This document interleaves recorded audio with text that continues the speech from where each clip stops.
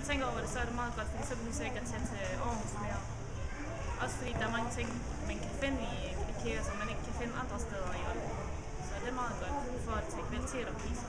Så er det meget godt. Det betyder, at vi sparer en masse kilometer en gang hver anden år, hvor vi kører i IKEA og kigger. Så plejer at køre til Aarhus måske? Eller? Vi har kørt til Aarhus på gang, ja. Okay. Og det er ikke, altså det er fordi, vi kommer forbi os, men det er ikke, vi planlægger ikke en tur for at køre derned. Nej. Men nu hvor IKEA kommer til byen, kommer I til at være der noget mere? Vi vil i hvert fald køre der og kigge også. Ja.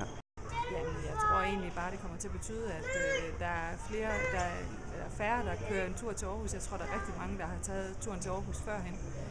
Og nu behøver man jo ikke køre ret langt for det.